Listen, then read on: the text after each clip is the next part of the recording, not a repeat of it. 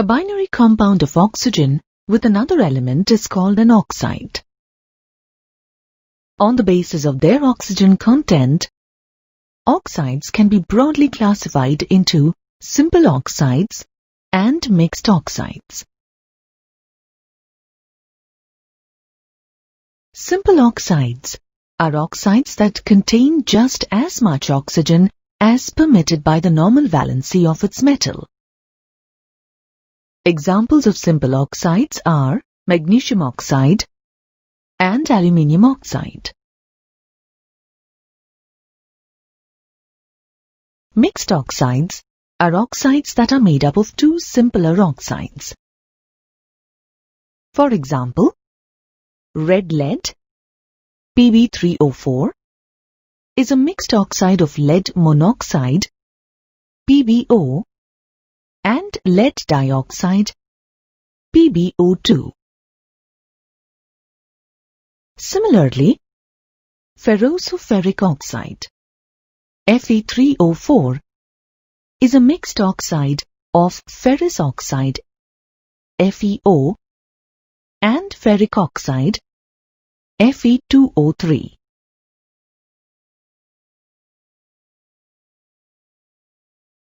On the basis of their chemical behavior, simple oxides can be further classified into acidic oxides, basic oxides, neutral oxides, and amphoteric oxides. An oxide that combines with water to give an acid is termed as an acidic oxide.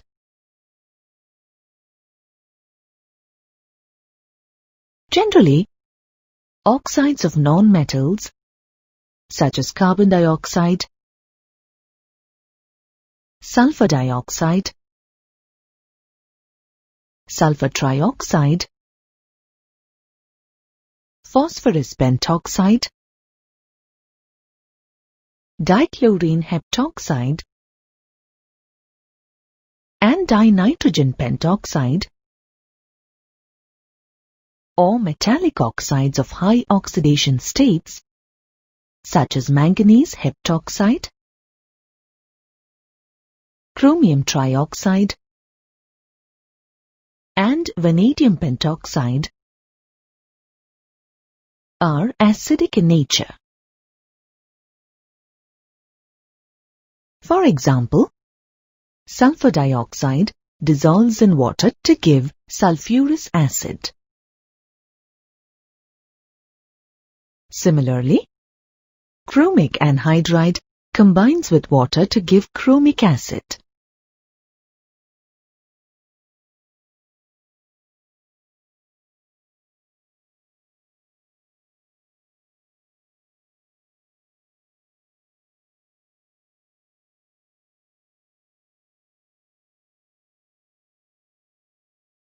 An oxide that gives a base with water is known as a basic oxide.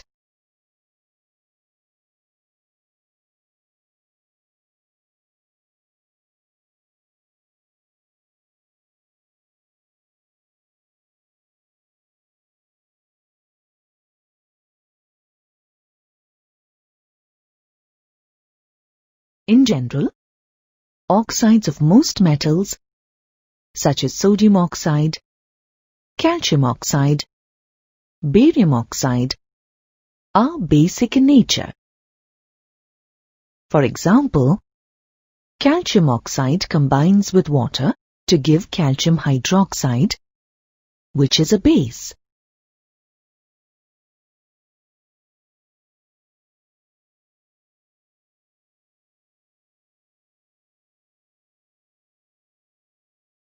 A few metallic oxides exhibit dual behavior. Such oxides are known as amphoteric oxides. They react with acids as well as alkalis. For example, zinc oxide behaves as an acidic oxide when treated with concentrated sodium hydroxide.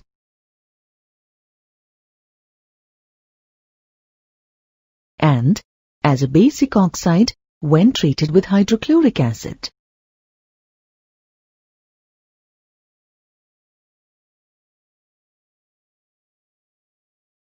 Similarly, aluminium oxide reacts with acids as well as alkalis, as shown here.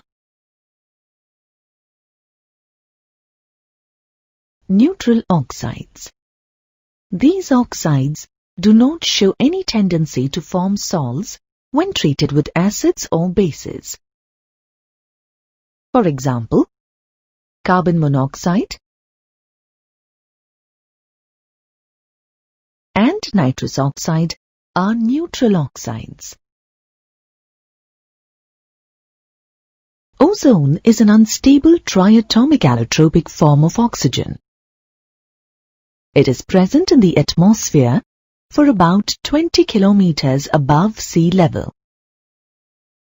It is formed from the oxygen present there under the influence of ultraviolet light from the sun.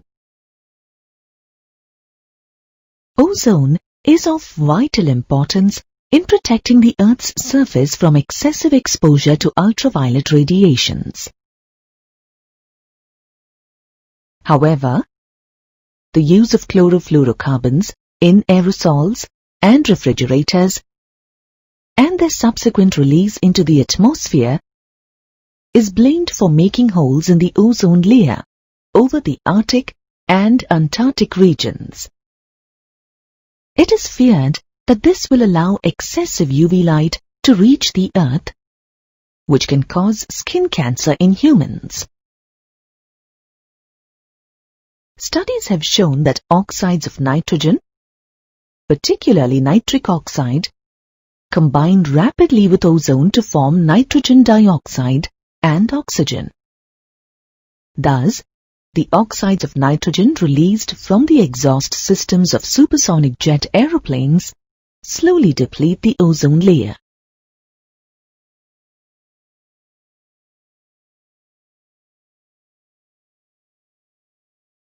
Let's now look at the preparation of ozone. Ozone is prepared by passing a silent electric discharge through dry, pure and cold oxygen in a special apparatus called the ozonizer. Concentrations of up to 10% of ozone are obtained in this way.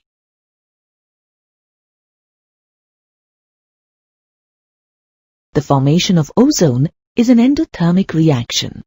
It must be carried out at high temperature.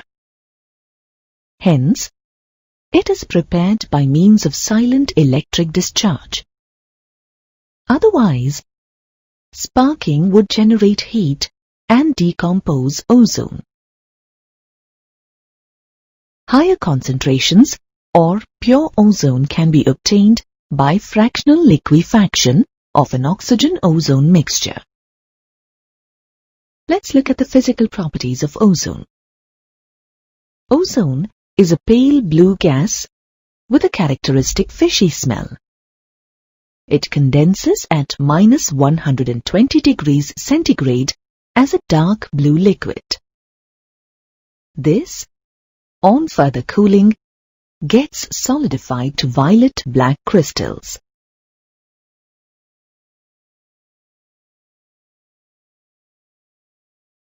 Small concentrations of ozone are harmless. However, when the concentration rises above 100 parts per million, breathing becomes uncomfortable and causes headache and nausea. Ozone is thermodynamically unstable and decomposes to oxygen. The decomposition is exothermic and is catalyzed by many materials. Hence, high concentrations of ozone are dangerously explosive. Let's look at the oxidizing action of ozone. Due to the ease with which it liberates atoms of nascent oxygen, ozone acts as a powerful oxidizing agent. second only to fluorine. It reacts much more readily than dioxygen. For example, it oxidizes lead sulfide to lead sulfate, nitrogen dioxide to dinitrogen pentoxide, and iodide ions to iodine.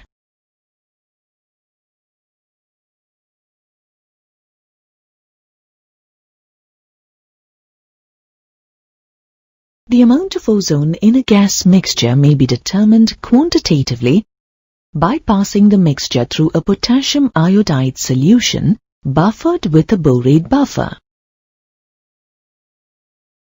The iodine that is liberated in the reaction is titrated with a standard sodium thiosulfate solution. The amount of iodine consumed in this reaction gives the amount of ozone present in the gas mixture.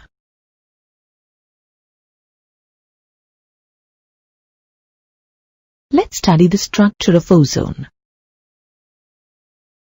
The ozone molecule is symmetrical and bent with a bond angle of about 117 degrees. The length of the two oxygen-oxygen bonds in the ozone molecule is the same. That is, 128 picometers. This bond length is intermediate between a single bond and a double bond. Ozone is, therefore, considered a resonance hybrid of the canonical forms shown here.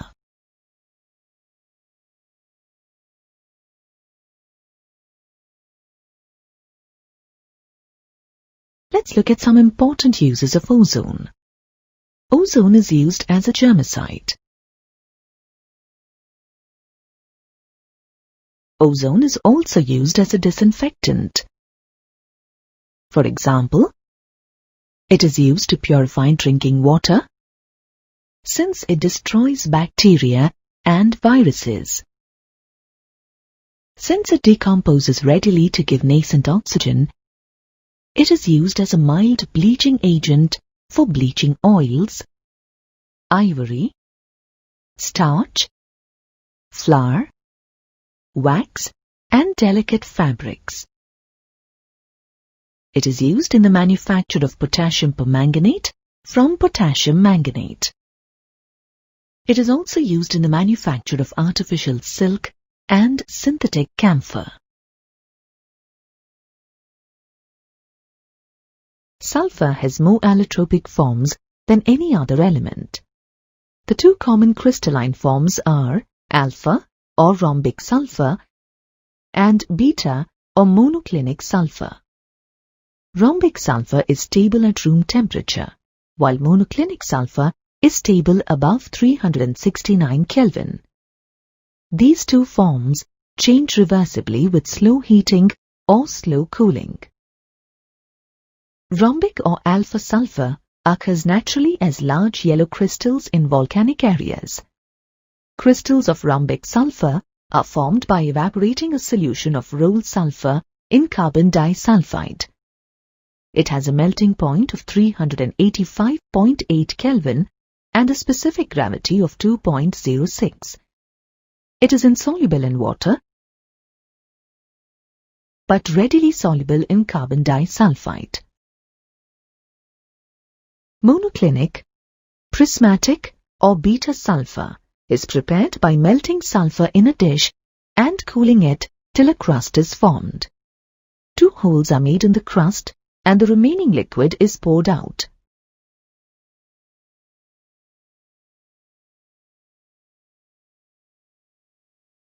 On removing the crust, colorless needle-shaped crystals of beta sulfur are formed. It is soluble in carbon disulfide.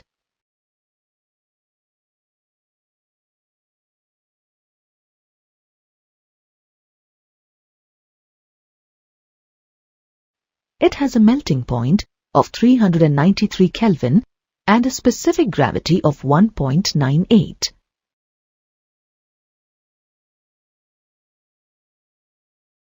Monoclinic sulfur is stable above 369 Kelvin. Below this temperature, it turns into alpha sulfur. Alpha sulfur, on the other hand, is stable below 369 Kelvin and turns into beta sulfur above this temperature. At 369 Kelvin, both the forms are stable. The temperature at which the two forms are stable is called transition temperature, and the two varieties are called enantiotropic substances. Both these allotropic forms contain puckered S8 rings with a crown conformation and differ only in the overall packing of the rings in the crystal. In each ring, the atoms lie in two parallel planes, with the angles between the bonds all being 107 degrees and the bond lengths being 204 picometers. Several other rings, S7, S9, S10, S11, S12, S18 and S20 have been synthesized in the last 2 decades. In all of these ring compounds, the SS distance is 204 picometers.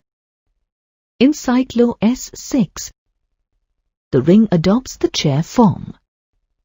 The structure and the molecular dimensions are illustrated in the image here. Sulfur melts to form a mobile liquid. As the temperature is raised, the color darkens. The S8 rings break at 433 Kelvin. Sudden cooling of this liquid in water gives plastic sulfur or gamma sulfur.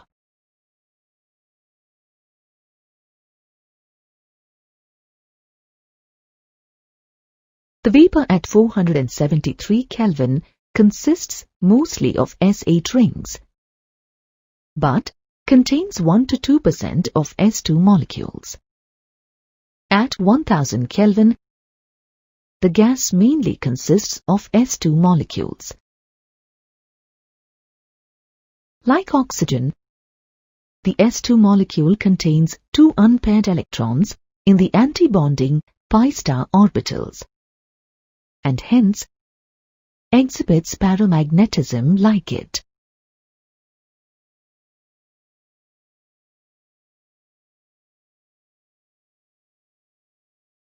Let us begin with the methods to prepare sulfur dioxide gas. Sulfur dioxide may be prepared in the laboratory by the action of dilute sulfuric acid on sulfides. For example, sodium sulfide on treatment with dilute sulfuric acid gives sulfur dioxide as shown in the equation here.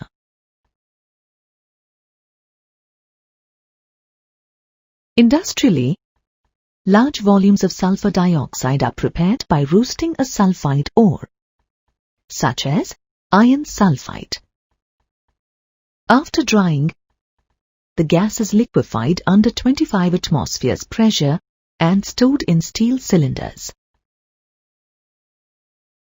Sulfur dioxide is also obtained on a large scale by burning sulfur in air.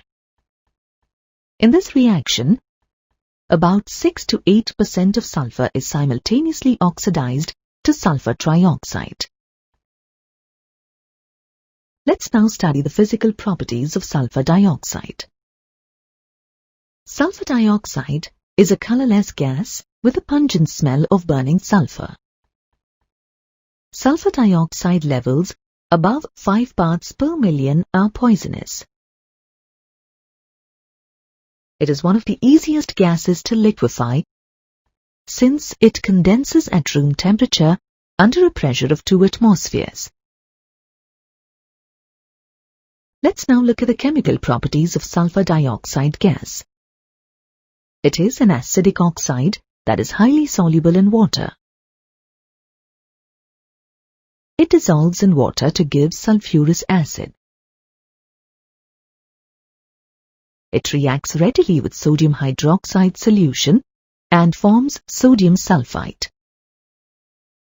If more sulfur dioxide is passed into this solution, sodium hydrogen sulfite is formed. The sulfur atom in a sulfur dioxide molecule is tetravalent. Hence, it can extend its covalency to 6 by directly combining with elements like oxygen and chlorine to form the corresponding addition compounds. For example, it reacts with chlorine in the presence of charcoal as a catalyst to give sulfuryl chloride, SO2Cl2. Similarly, in the presence of vanadium pentoxide as a catalyst, it gives sulfur trioxide. In the presence of moisture, it can liberate nascent hydrogen and thus act as a reducing agent. For example, it reduces ferric salts to ferrous salts and halogens to halogen acids. Similarly, it decolorizes acidified potassium permanganate solution, turns a filter paper moistened with acidified potassium dichromate solution green, and starch iodate paper blue. Note that these reactions are used as identifying tests for sulfur dioxide gas in the laboratory.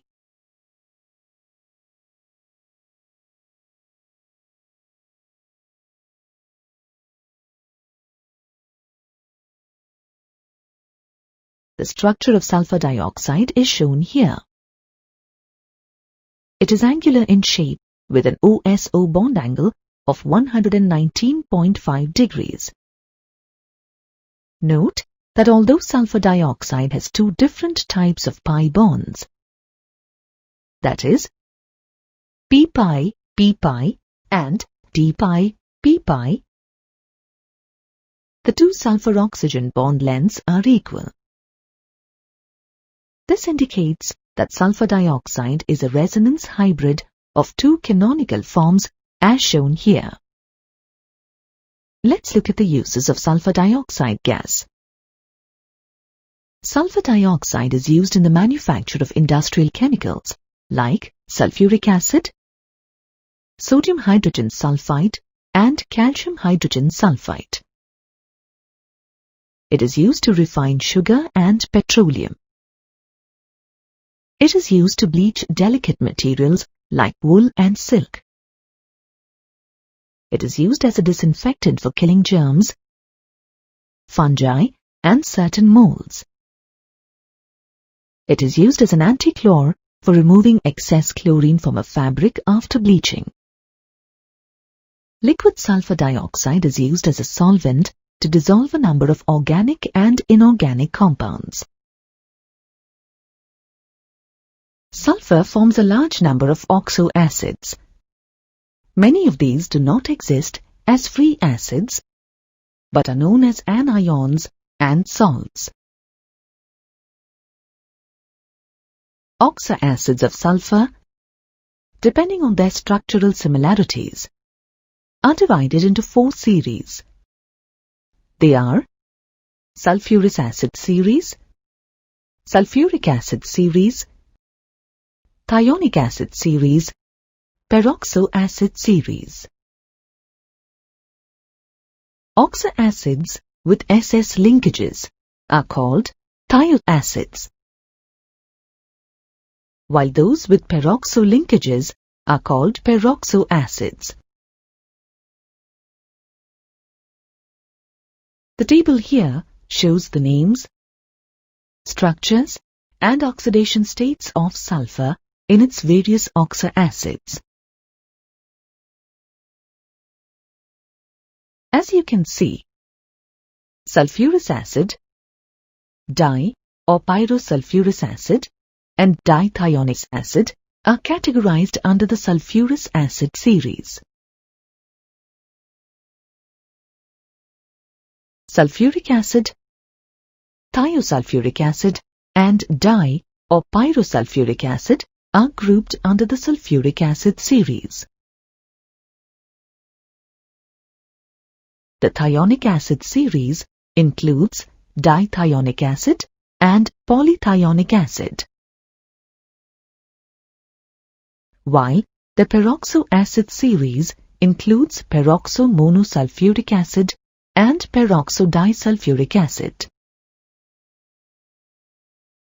Among these oxoacids, sulfuric acid is the most important acid used in the chemical industry. It is manufactured by the contact process. The contact process involves 3 steps. The first step is the production of sulfur dioxide. This can be made by burning sulfur or sulfide ores such as iron pyrites in excess of air. The second step is the formation of sulfur trioxide. Sulfur dioxide is oxidized to sulfur trioxide with atmospheric oxygen in the presence of vanadium pentoxide as catalyst. The third step is the conversion of sulfur trioxide into sulfuric acid. The sulfur trioxide formed in the second step is dissolved in 98% sulfuric acid to give pyrosulfuric acid or oleum. Oleum is then diluted with water to give sulfuric acid of the desired concentration.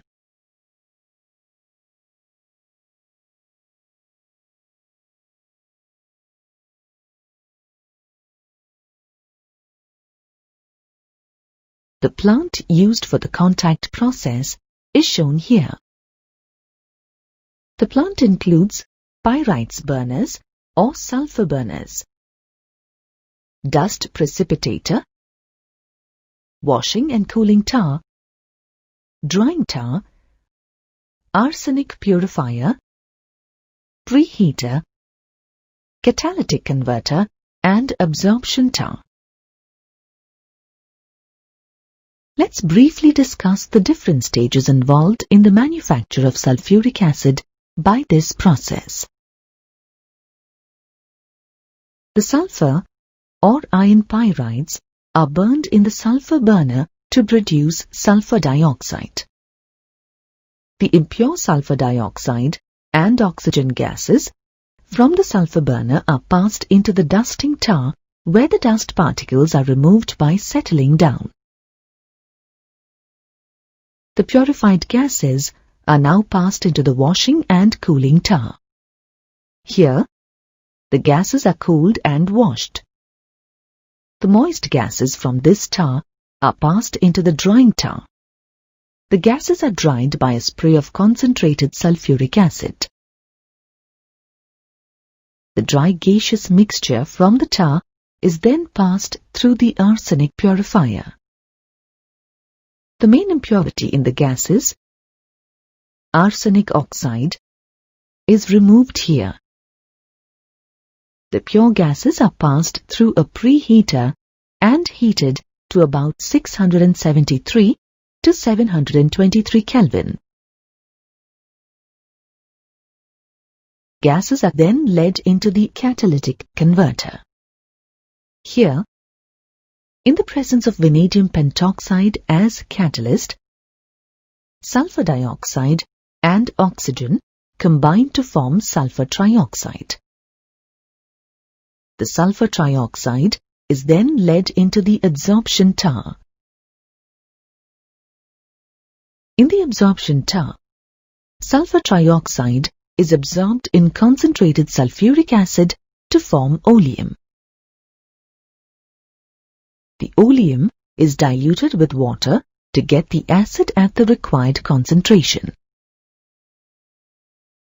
The key step in the manufacture of sulfuric acid is the catalytic oxidation of sulfur dioxide to sulfur trioxide with atmospheric oxygen.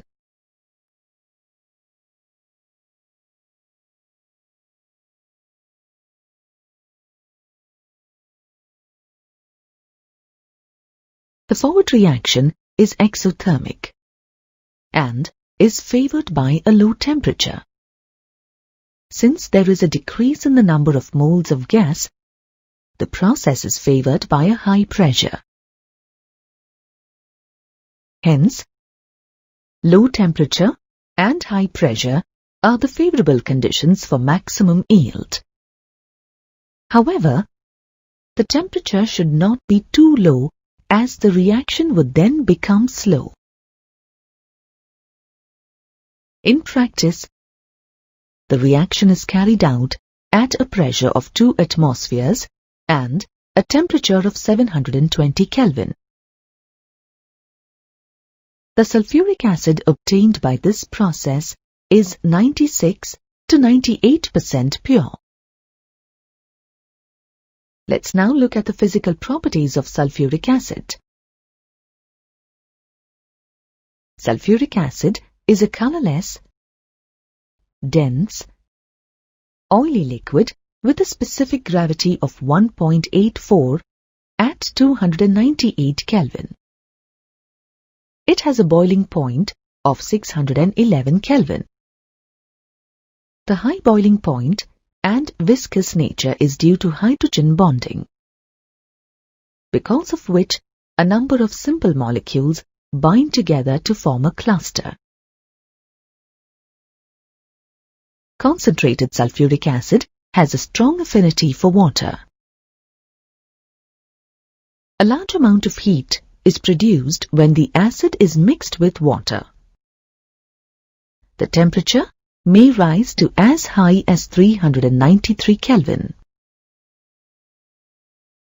Hence, the acid is always diluted by adding it to water slowly with constant stirring. Remember, never add water to sulfuric acid. The evolution of heat is due to the formation of hydrates such as H2SO4, H2O, H2SO4, 2H2O, and H2SO4, 4H2O. Let's now study the chemical properties of sulfuric acid. The chemical reactions of sulfuric acid are due to its low volatility, strong acidic character, strong affinity for water, and ability to act as an oxidizing agent. Sulfuric acid is a strong dibasic acid. In an aqueous solution, it ionizes in 2 steps, as shown here. Note that the value of dissociation constant, Ka1, for the first step is very large as compared to the second step. The larger value of Ka1 indicates the greater extent of ionization of H2SO4 into H+ and HSO4-, which in turn indicates the greater acidic strength of the acid.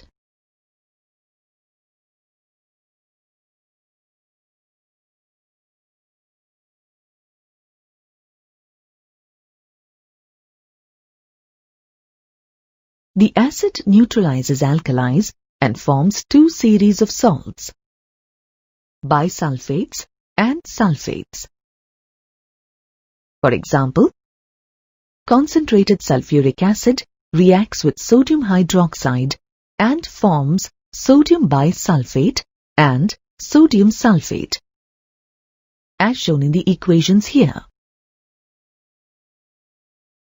Sulfuric acid, being less volatile, is used in the manufacture of more volatile acids from their corresponding salts.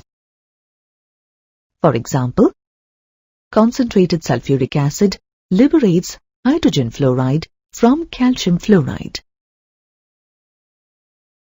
and hydrogen chloride from sodium chloride. Concentrated sulfuric acid is a powerful dehydrating agent. The dehydrating property is used in drying many wet gases that do not react with the acid. For example, gases like chlorine, sulfur dioxide, and hydrochloric acid are dried by passing them through sulfuric acid. Sulfuric acid also removes water from organic compounds like carbohydrates. For example, it chars sugarcane, glucose, and starch to carbon.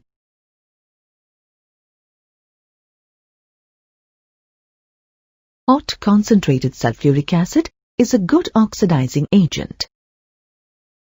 It oxidizes both metals and non-metals and itself gets reduced to sulfur dioxide.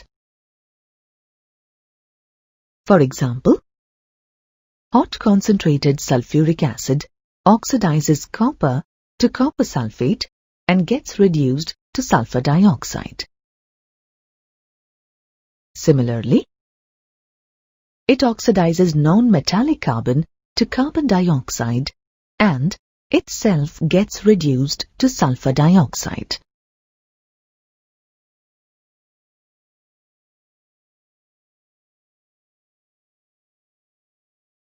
Lastly, let's look at the important uses of sulfuric acid. Sulfuric acid, because of its wide applications, is referred as the king of chemicals. It is used in the manufacture of fertilizers like ammonium sulfate and superphosphate, dyes, pigments, and paints.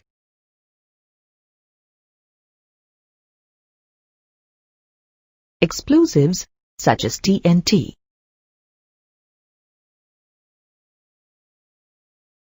Other important chemicals like hydrochloric acid, nitric acid, phosphoric acid, and sodium carbonate. It is used in the refining of petroleum. Sulfuric acid is also used as a pickling agent. Pickling is an industrial process for removing layers of basic oxides from metals like iron and copper before electroplating, enameling, soldering, and galvanizing. As a laboratory agent and a dehydrating and oxidizing agent. The elements in group 17 are fluorine, chlorine, bromine, iodine, and astatine. These elements are collectively referred to as the halogens. The term halogens is derived from the Greek words halo, which means salt, and genes, which means born. That is, the word halogens means salt-producing in Greek. In other words, these elements react with metals to form salts. Now let's look at the electronic configuration of the group 17 elements. The valence shell electronic configuration of these elements is ns2np5. So, it is evident that these elements have 7 electrons in their valence shells. The electronic configurations of these elements are listed in the table here. You can see from the table that the valence shell is short of an octet by 1 electron. As these elements need 1 electron to attain stable octet or nearest inert gas configuration, they have a strong tendency to either gain 1 electron to form an ionic bond or share an electron with another atom to form a covalent bond. The halogens constitute the most reactive group of nonmetals. The high reactivity of the halogens is attributed to their strong tendency to acquire or share an electron to attain the nearest inert gas configuration. Let's now discuss the occurrence of these elements. Owing to their high reactivity, the halogens do not occur in free state, but in combined state in nature, except for astatine. Note that astatine is radioactive and has a short half-life. The table here lists the abundance of these elements in the Earth's crust by weight. You can see from the table that fluorine and chlorine are relatively more abundant than others.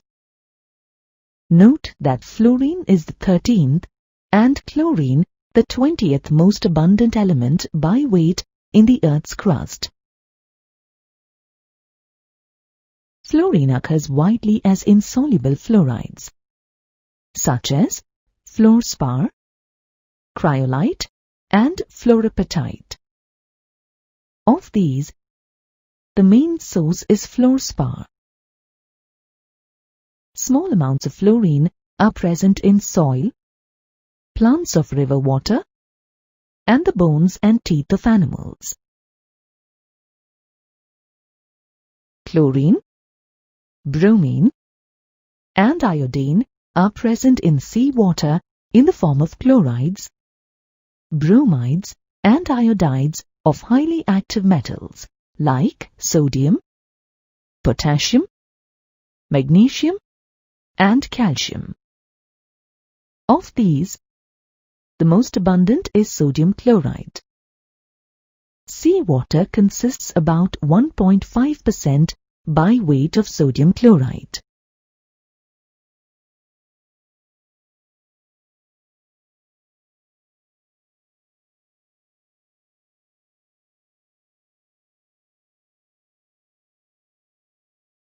The dry beds of seas also contain large deposits of sodium chloride along with smaller proportions of calcium chloride and carnallite. Iodides are found in traces in seawater. The principal source of iodine is seaweeds and crude chili salt petre.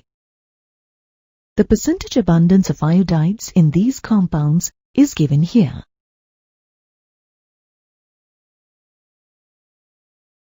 The atomic properties of group 17 elements are given in the table here. Let us begin our discussion with the trends in atomic and ionic radii. A comparison of these two tables shows that as we move down the group, the atomic radii and ionic radii increase due to the addition of a new principal energy level in each successive element.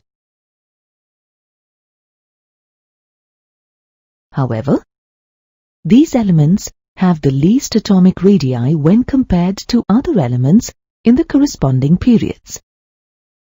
This is because of maximum effective nuclear charge.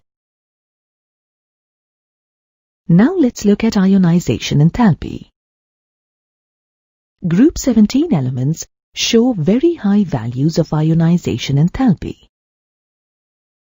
As a consequence, the atoms of these elements have little tendency to lose electrons and form positive ions. However, as we move down the group, the value of ionization energy decreases. This is due to the gradual increase in the atomic size, which reduces the force of attraction between the valence electrons and the nucleus. You can see from the table that the ionization enthalpy of fluorine is appreciably higher than any other halogen, which is attributed to its small size.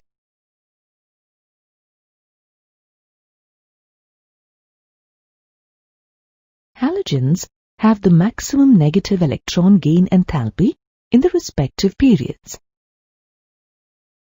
This stems from the fact that in the atoms of these elements, the valence shell is short of an octet by only one electron. Moreover, these elements have the maximum effective nuclear charge and the smallest atomic radii in their respective periods. Hence, these elements have a strong tendency to accept an electron and attain nearest noble gas configuration.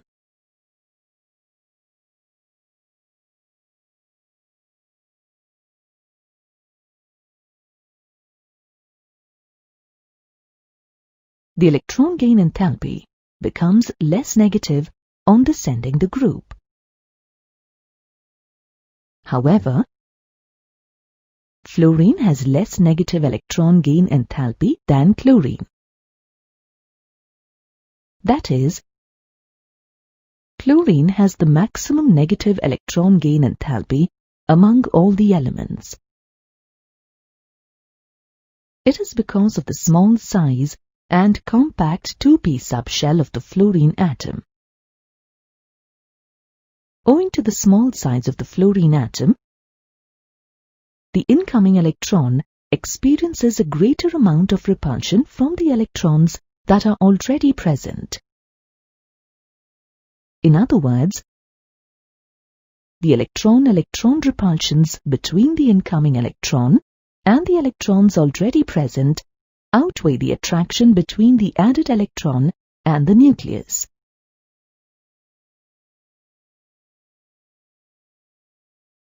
The halogens have very high electronegativity values. You can see from the values of electronegativity in the table that the electronegativity decreases gradually on moving down the group from fluorine to iodine due to the corresponding increase in the atomic radii.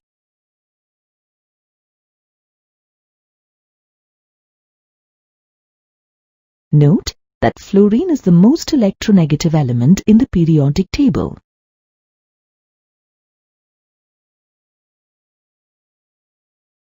Group 17 elements are also known as halogens.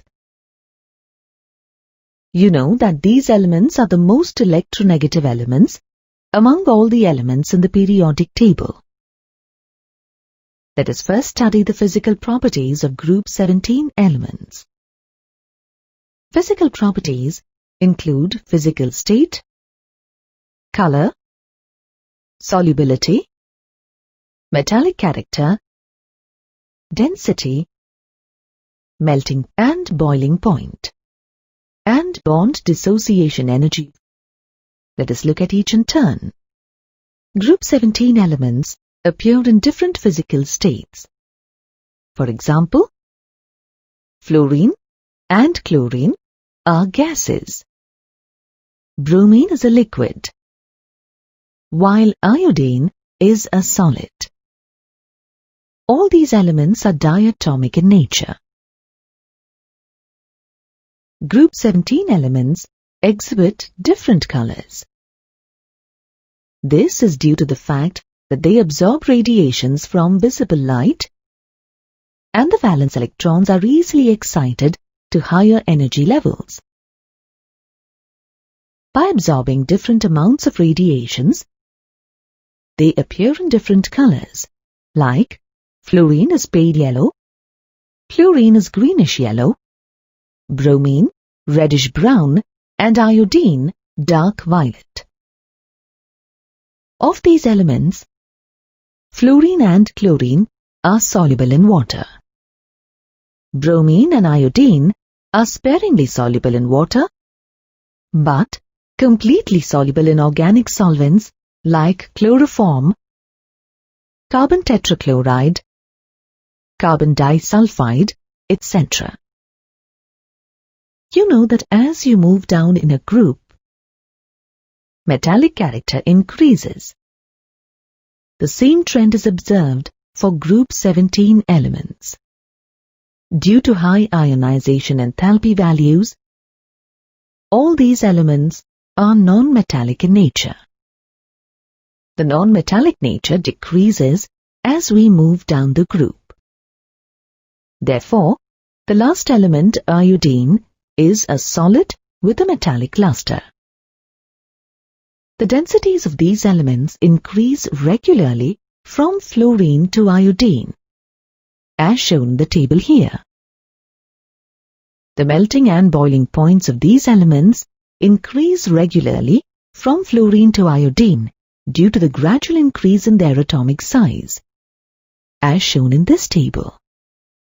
The bond dissociation energy of these elements gradually decreases from top to bottom, except for fluorine.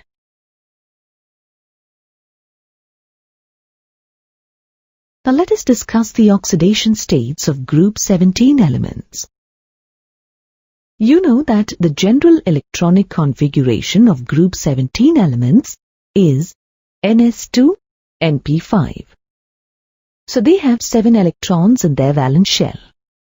Hence, they need only 1 electron to complete their octet and attain noble gas configuration. The octet can be achieved either by gaining 1 electron or by sharing 1 electron. As a result, the common negative oxidation state of these elements is -1. These elements exhibit +1, +3, +5 and +7 oxidation states along with -1 oxidation state as shown here. Fluorine exhibits only -1 oxidation state because it does not have d orbitals in its valence shell. It is the most electronegative element, so it cannot show any positive oxidation state. Fluorine, bromine, and iodine all exhibit 4 different oxidation states, +1, +3, +5, and +7. This is because of vacant d orbitals in their valence shells.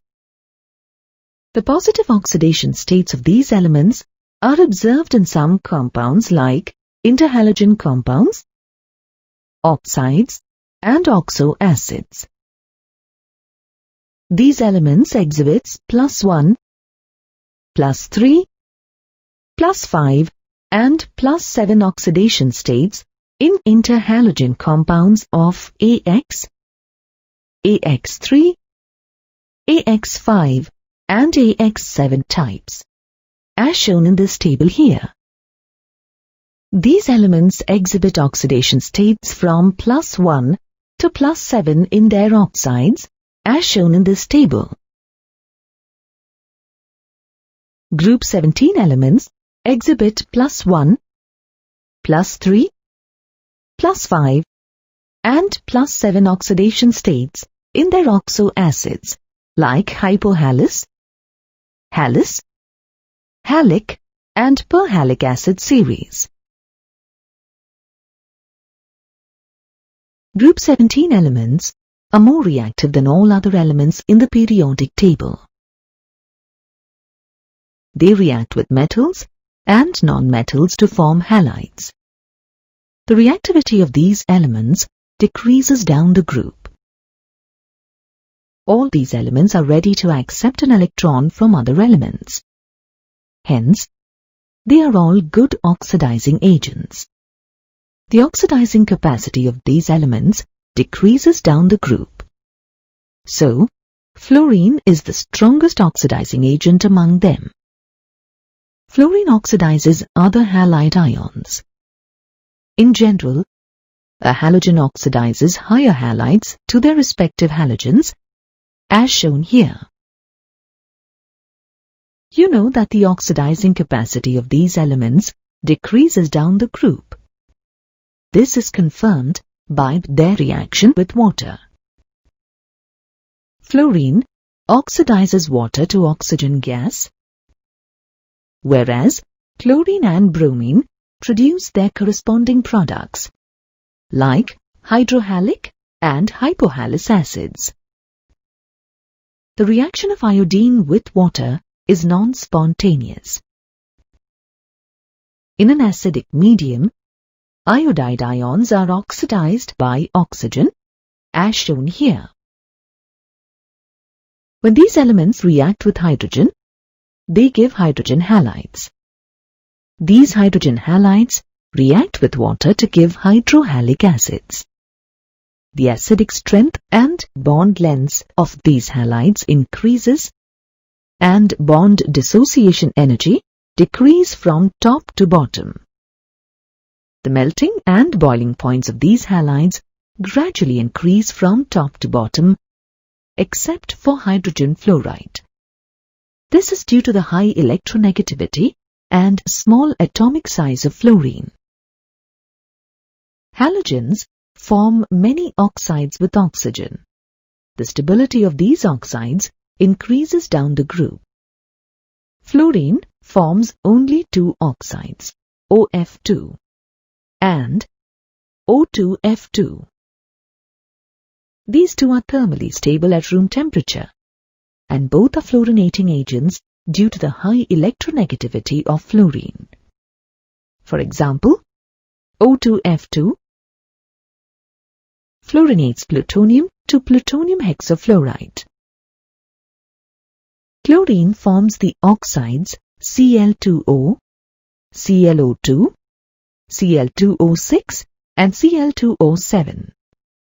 All these are powerful bleaching agents.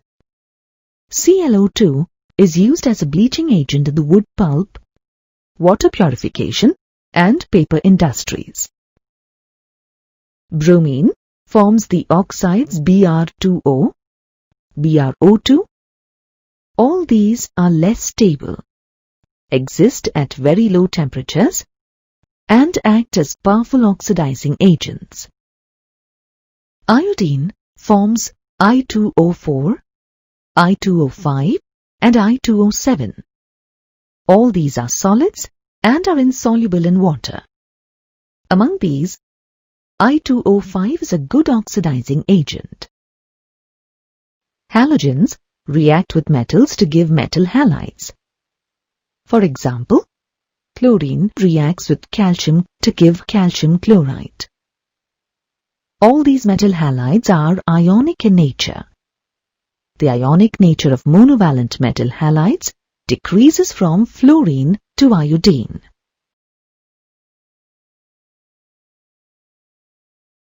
However, if the metal exhibits an oxidation state of more than 1, then the halide at the higher oxidation state is more covalent than the lower oxidation state. For example, SnCl4, PbCl4, SnCl5 and UF6 are more covalent than SnCl2, PbCl2, SnCl3 and UF4.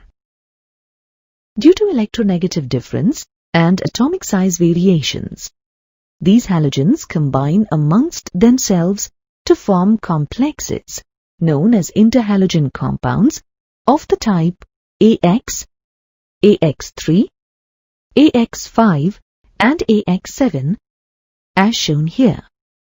Here, A is a large halogen and X is a small halogen. Let us now study the anomalous behavior of fluorine. Like all p-block elements, halogens also start from the second period in the periodic table.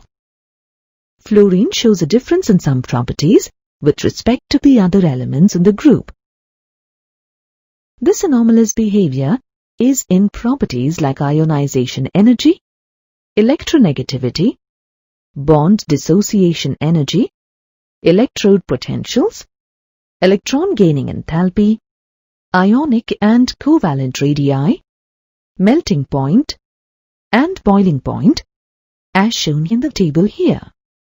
This is due to the high electronegativity, small atomic size, low bond dissociation energy, and no availability of d orbital in the valence shell.